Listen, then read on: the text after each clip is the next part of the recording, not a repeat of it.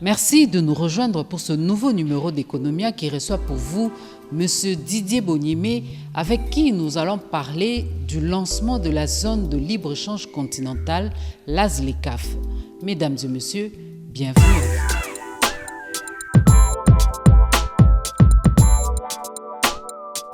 Monsieur Didier, bonjour.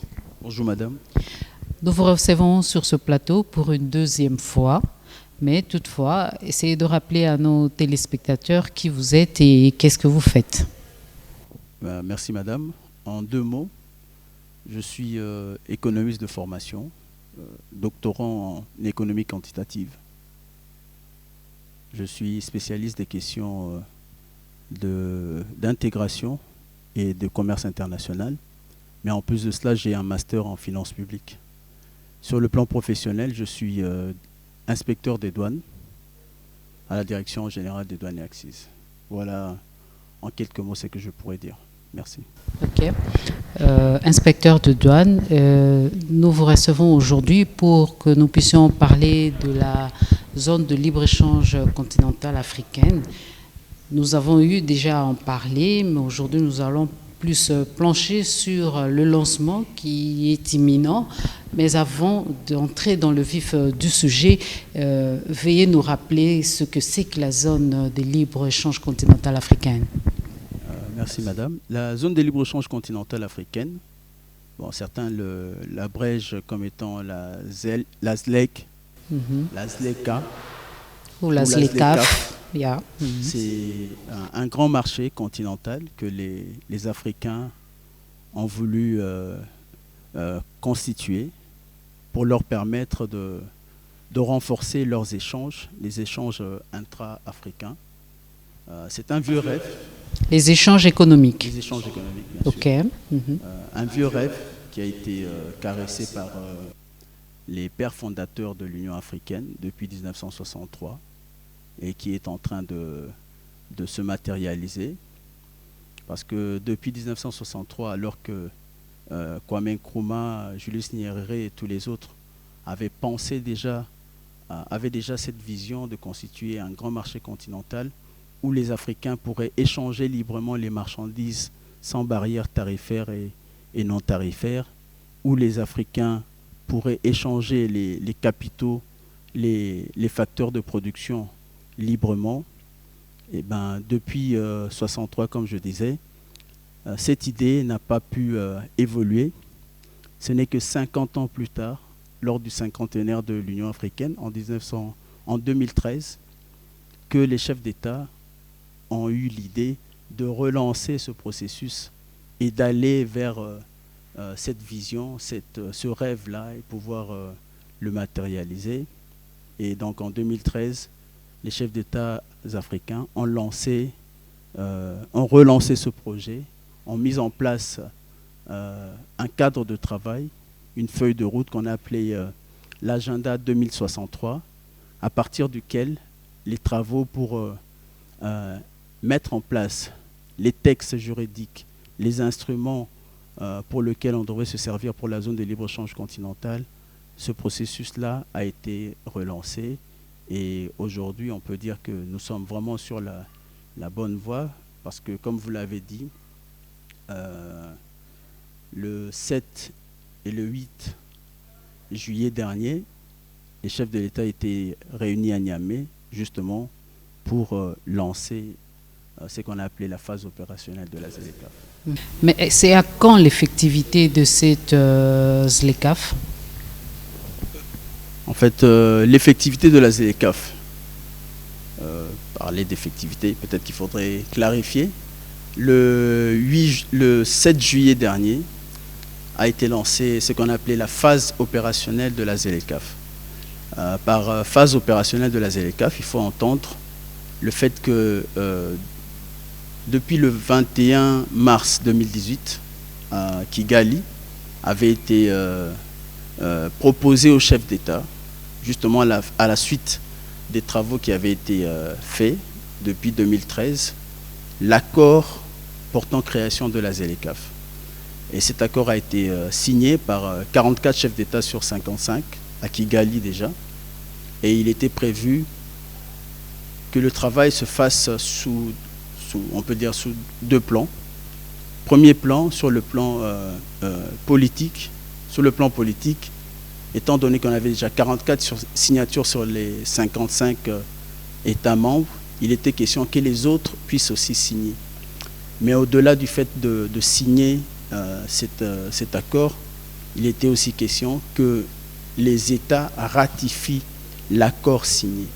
Donc il y a ce travail qui a été fait sur le plan politique et diplomatique, on peut dire, par les chefs de l'État, et notamment par M. Issoufou Mamadou, le chef d'État nigérien, qui a été désigné comme étant le champion de la ZLECAf. C'est lui qui avait pour mission de convaincre ses pairs pour qu'ils arrivent à signer l'accord et à le ratifier, de manière à ce qu'il puisse entrer en vigueur. Et donc ça, c'était sur le plan diplomatique et politique. Et sur le plan technique, les travaux ont continué pour préparer les instruments de la ZLECAf. Parce qu'un marché continental de cette ampleur, qui est une zone de libre-échange, ne peut pas se faire s'il n'y a pas d'instruments qui l'accompagnent. Ça veut dire concrètement que pour avoir une zone de libre-échange, on a besoin de plusieurs instruments, mais les deux principaux, c'est les concessions tarifaires, parce qu'il y a une ouverture de marché que vous faites, et deuxièmement, il y a les règles d'origine. Vous devez avoir des règles d'origine, et dans le cadre de la ZLECAf, les groupes techniques ont travaillé justement pour mettre en place des règles d'origine acceptables par tous, parce que ça c'était quand même un grand challenge aussi, que on a pratiquement négocié à 5 ans 5, on peut dire. Tous les 5 ans 5 étaient là, même ceux qui n'avaient pas signé l'accord ont pris part aux négociations pour qu'on arrive à se mettre d'accord sur les règles d'origine et pour que l'on prépare les concessions tarifaires. Mais arrivé sur le plan diplomatique, les choses ont avancé un peu plus vite que sur le plan technique. Et donc le 30 mai dernier, 22 États ont déposé les instruments de ratification, ce qui permettait que l'accord puisse entrer en vigueur. Et l'idéal aurait été que sur le plan technique, qu'on soit au même diapason que sur le plan diplomatique et politique. Malheureusement, sur le plan technique, nous n'étions pas prêts, ce qui a fait que le sommet a été lancé sans que tous les éléments techniques, tous les instruments techniques soient disponibles. Et donc, étant donné que sur le plan politique et diplomatique, on était prêts, et donc on a procédé au lancement pour donner un signal fort au monde entier pour dire que l'accord de la ZLECAf est déjà entré en vigueur depuis le 30 mai. Mais on s'est donné une année pour pouvoir continuer le travail sur ces deux terrains-là. Même sur le plan technique et diplomatique et politique, parce que, en fait, les autres États d'autres n'avaient pas signé. On était passé de 44 à 50. Lors du sommet, il y a 2 États qui sont venus signer. Donc 52 au jour d'aujourd'hui. 52. Yeah. On est finalement arrivé à 54. 54 États. Et lequel des États n'a pas encore signé jusque-là? Le seul État qui n'a pas signé jusque-là, c'est l'Érythrée. Mais les derniers qui restaient, c'est le Bénin et le Nigeria, qui sont venus le faire en dernière minute. Et le Nigeria, vous savez que c'est le plus grand marché, la plus grande économie africaine. Continentale, oui. Et donc, l'arrivée du Nigeria était attendue et le Nigeria est venu signer l'accord. Maintenant, on se donne une année pour terminer le travail technique, continuer le travail sur le plan politique et diplomatique, de manière à ce que, on espère, au 1er juillet 2020, que tout soit prêt, que les 55 États signent et ratifient l'accord et que les concessions tarifaires soient prêtes, que les règles d'origine soient prêtes, que tous les aspects techniques soient prêts pour que les échanges commencent réellement. Parce qu'aujourd'hui, les échanges ne peuvent pas commencer. La ZLECAf a été instituée pour que les échanges se fassent entre Africains sans paiement de droits de douane, sans barrière, sans autres barrières. En principe, c'est sur tous les produits. Mais là, vous me permettez de donner une précision. En fait, quand on a parlé des concessions tarifaires, qu'est-ce qu'on entend par concession tarifaire? Par concession tarifaire, on veut dire que vous démantelez votre tarif. Vous ouvrez votre marché. Parce que la zone de libre-échange, son objectif, c'est d'ouvrir le marché, de le rendre libre, que les marchandises circulent librement sans payer les droits. Alors, pour que ces marchandises puissent circuler librement, vous devez faire ce qu'on appelle une ouverture commerciale. Vous ouvrez votre économie. Ça se traduit de manière concrète dans le tarif douanier. Donc, dans le tarif douanier, vous devez enlever tout ce qui peut avoir comme droit payé ou acquitté par les marchandises africaines, originaires de l'Afrique. Donc, les règles d'origine sont là pour attester l'origine, mais vous ouvrez votre économie, ça se traduit par des concessions tarifaires.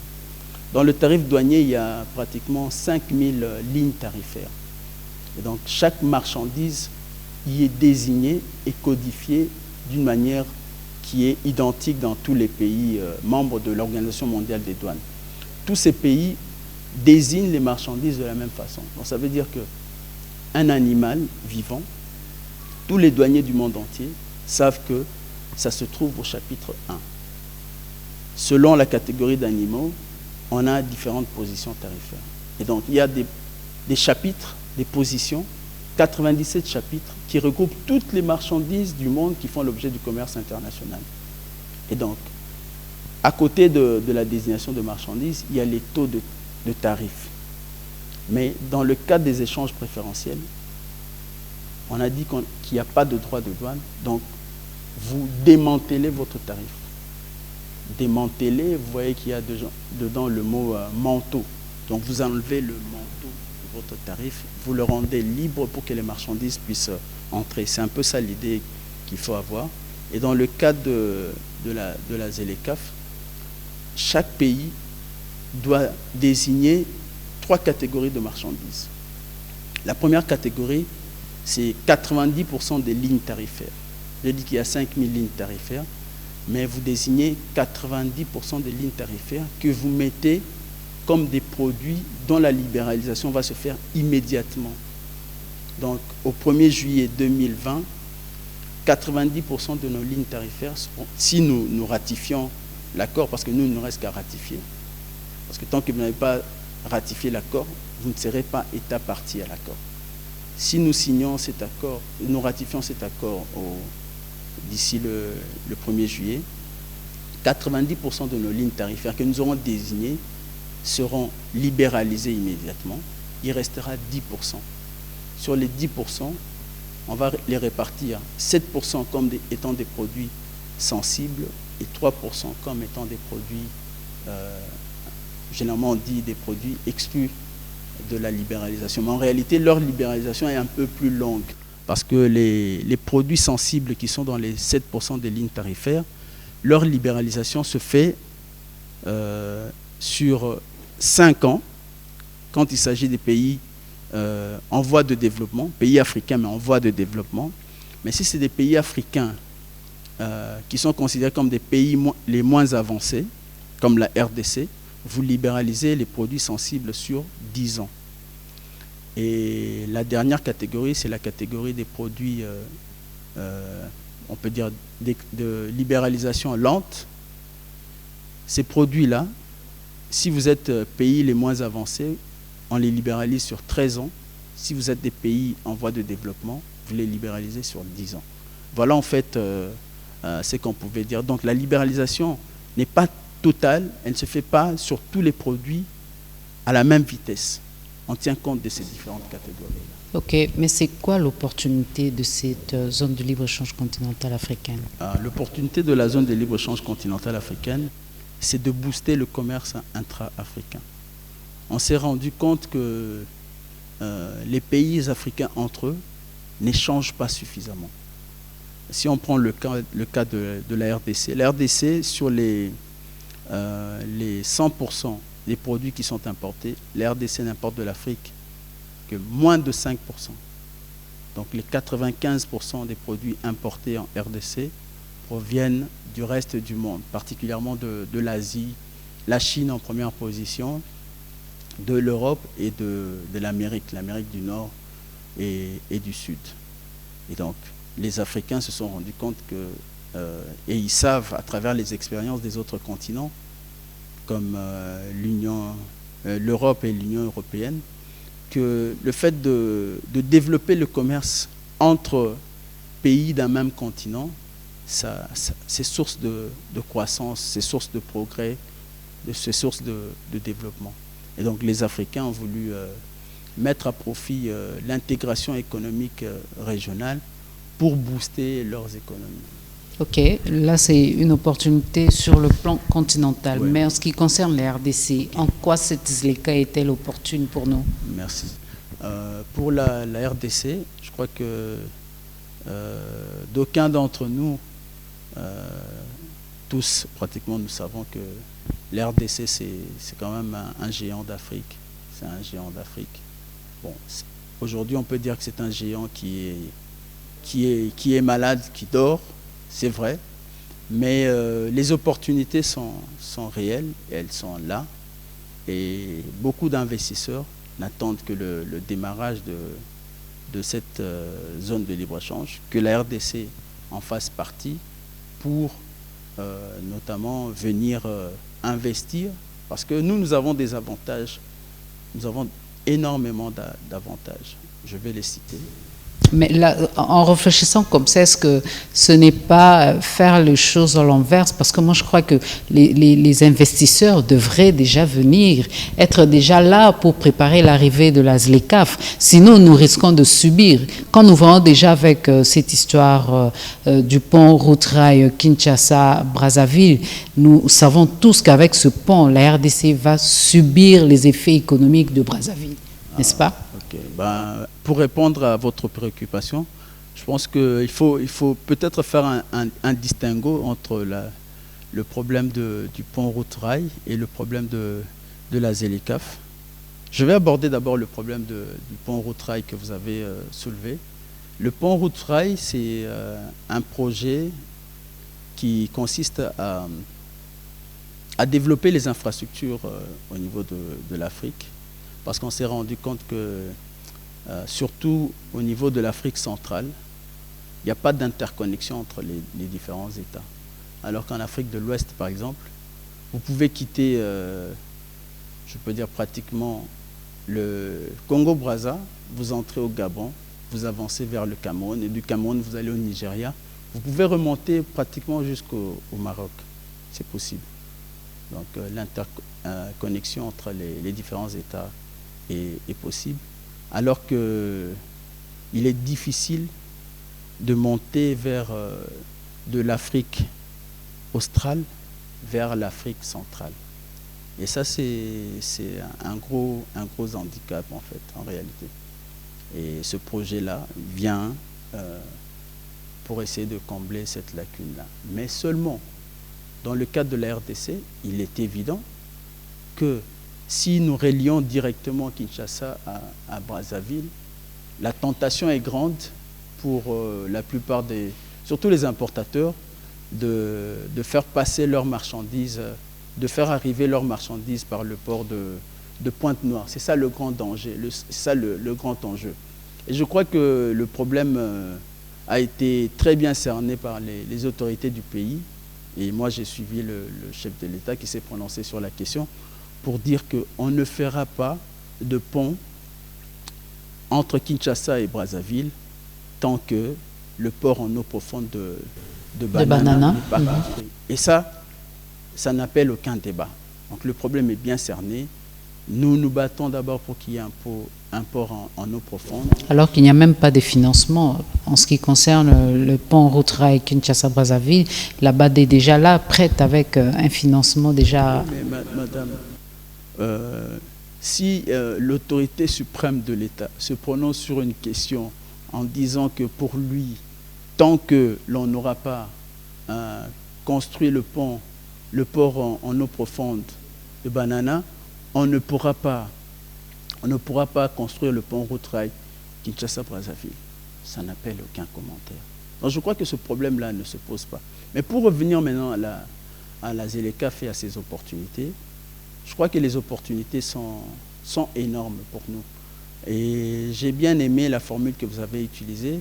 Vous avez dit c'est pas comme si on faisait les choses à l'envers. À l'envers, oui, justement. Je ne pense pas que ça soit le cas. On ne fait pas les choses à l'envers. On fait les choses telles qu'elles doivent se faire. Je vous dis que le projet de la ZLECAf, c'est un projet vieux de plus de 50 ans, madame. Et donc, depuis plus de 50 ans, il y a des études qui ont été menées à travers l'Afrique et à travers le monde pour voir ce que chaque État africain pourrait bénéficier de la ZLECAf. Et les États qui bénéficieront le plus de la ZLECAf, madame, sont les États qui ont des ressources. Les plus industrialisés aussi. Qui ont le plus de ressources naturelles, ça c'est de 1. 2, les États qui ont déjà des industries développées. Mais je vous assure que il y a cette contrainte-là aujourd'hui, la contrainte en termes de logistique, en termes d'infrastructure, qui fait qu'aujourd'hui, même si on ouvre le marché, et je vous ai dit que le marché, de toutes les façons, on ne l'ouvre pas directement. Alors, il n'est pas dit qu'au 1er juillet, c'est comme si on ouvrait une vanne, les marchandises africaines vont entrer directement en RDC. Hein, comme si on ouvrait une vanne et que l'eau se déversait sur nous. Il y a un processus qui est mis en place. Nous avons, comme je l'ai dit, 10 ans. Il y a 90% des marchandises qui sont à libéralisation directe, mais les 10 autres pourcents sont à libéralisation progressive. Et là, je voulais aborder un aspect très important qui concerne les concessions tarifaires, madame. Et c'est un point très important. Les concessions tarifaires, je l'ai dit, on a 90% des lignes, on a 10%. 90%, on ouvre directement, 10%, vous ouvrez de manière progressive. La stratégie la mieux indiquée pour la RDC, et les autres États aussi l'appliquent, c'est quoi? On vous dit de libéraliser 90% des lignes tarifaires. Vous libéralisez les lignes sur lesquelles vous avez le moins de risques possible. Par exemple, si vous avez une industrie que vous voulez protéger, elle produit une certaine gamme de marchandises, vous allez faire en sorte que cette gamme de marchandises ne puisse pas faire l'objet de libéralisation. Vous voyez? Ça vous donne un peu de marge pour vous préparer. Donc, à partir des concessions tarifaires, de la manière dont vous faites vos concessions tarifaires, vous avez la possibilité de vous protéger des autres et de faire en quelques années des ajustements et des réajustements nécessaires pour vous permettre d'être suffisamment compétitif. Et c'est ça le défi. Le défi, comme vous l'avez dit, le défi il est en termes de compétitivité. C'est vrai qu'aujourd'hui, notre économie n'est pas très compétitive. Mais nous ne sommes pas les seuls, madame. Nous ne sommes pas les seuls. Dans la catégorie des pays africains, il y a des pays qui sont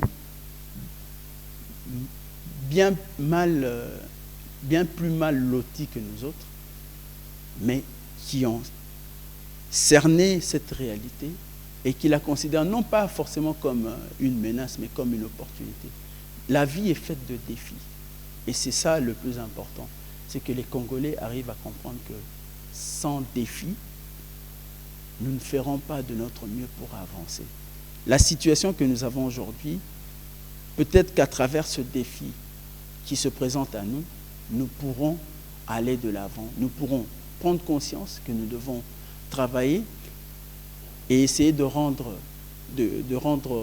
tout ce que nous avons comme potentialité, que ça devienne réellement effectif, qu'on mette ça sous forme de produits, sous forme de marchandises à proposer aux autres, et ça pourrait faire avancer notre économie. Mais moi, je suis confiant. Je sais que, telles que les études ont été menées, la RDC est parmi les pays qui pourraient le plus bénéficier de la zone de libre-échange continentale, parce que, comme je l'ai dit, nous avons suffisamment de ressources.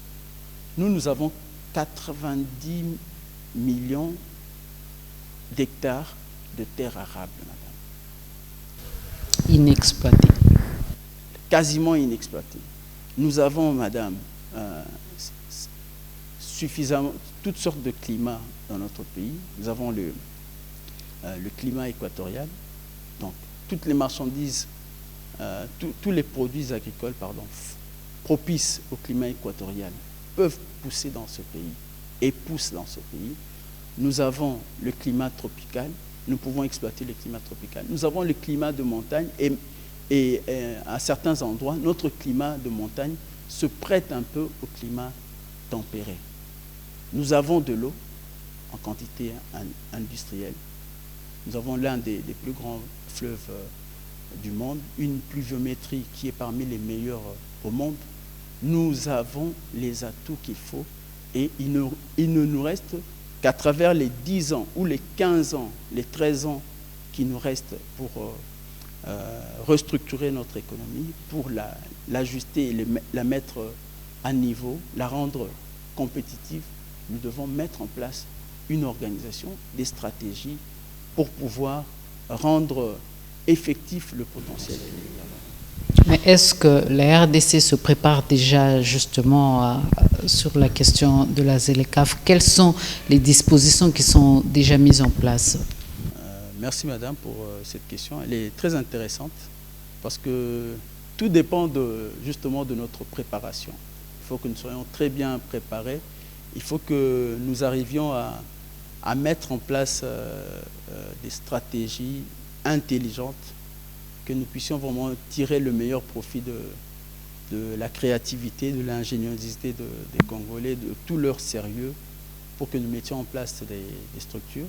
La première stratégie, c'est de mettre en place un comité national.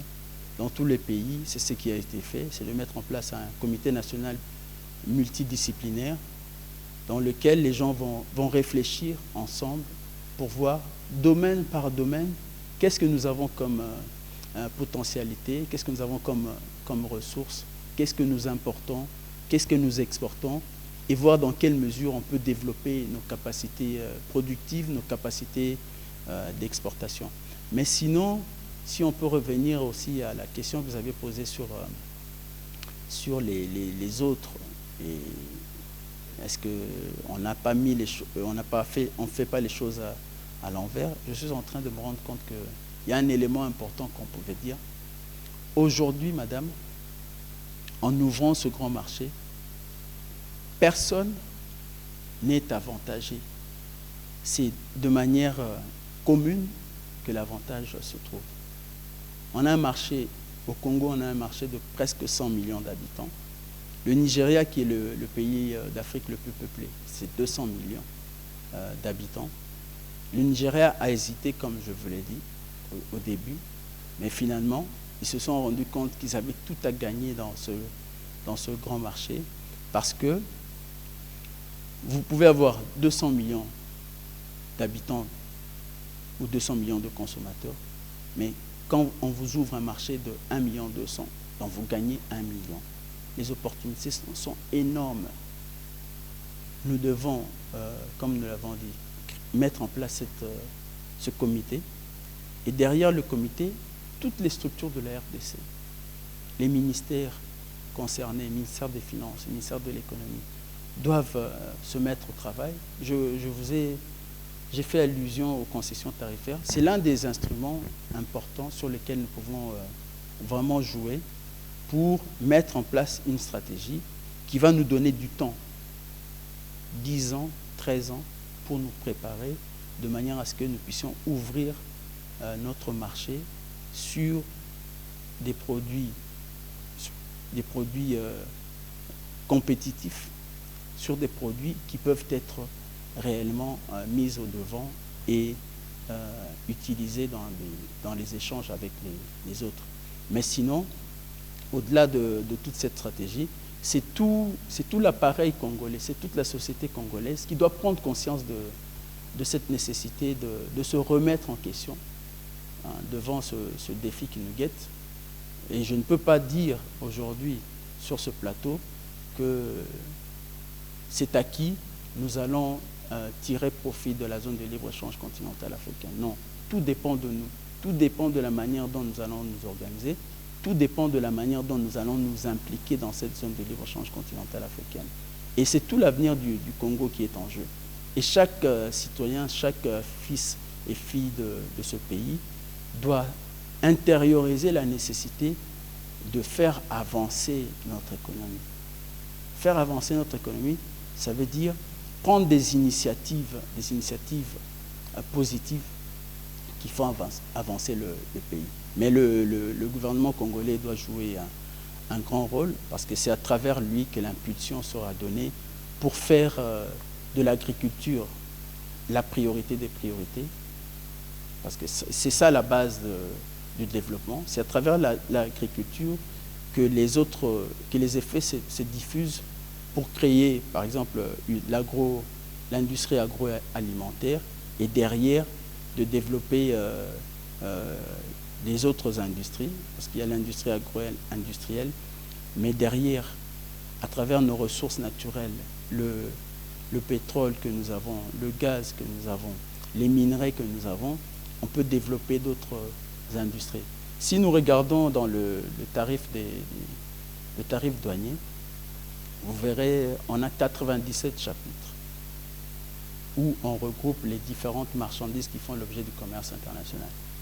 Et je me suis permis de faire un petit travail de recensement. Du chapitre 1er au chapitre 74 même, la RDC a le potentiel qu'il faut pour développer ces produits-là, des produits agroalimentaires et l'industrie de base, l'industrie d'extraction et même l'industrie de transformation des minerais et des matières premières.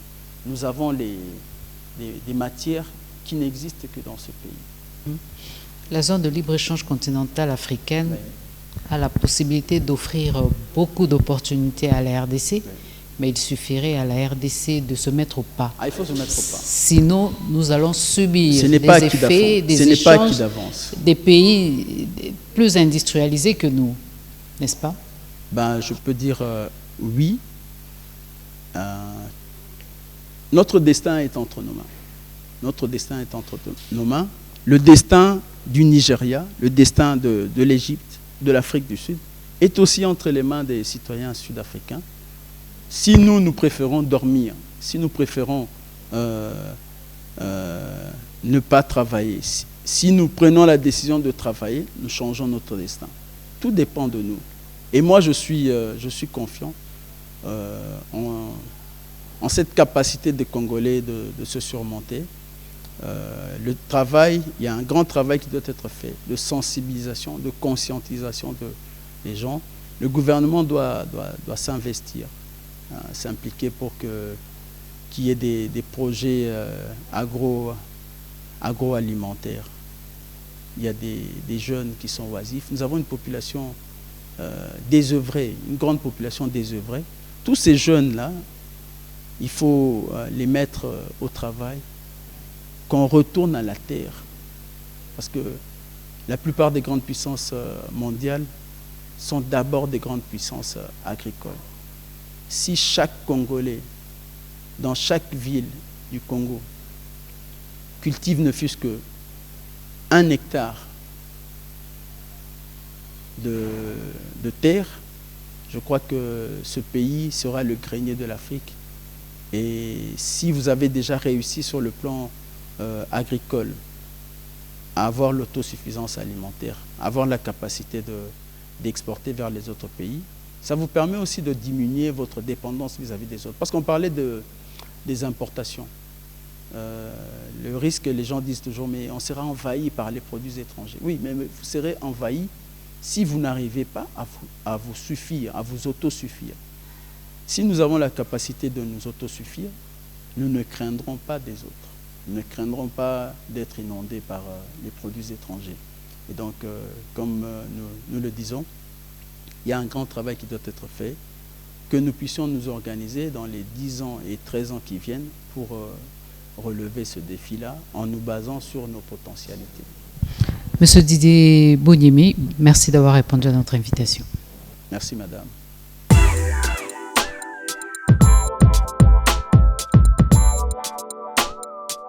La ZLECAf, une réalité qui pourrait être une opportunité pour la RDC, peut aussi être une menace. Les Congolais devraient déjà tous mettre la main dans la pâte pour préparer cette ère continentale qui pourrait booster l'économie congolaise. La RDC en a du potentiel. Mesdames et messieurs, c'est la fin de cette émission. On se retrouve la semaine prochaine pour un nouveau numéro d'Economia. Au revoir.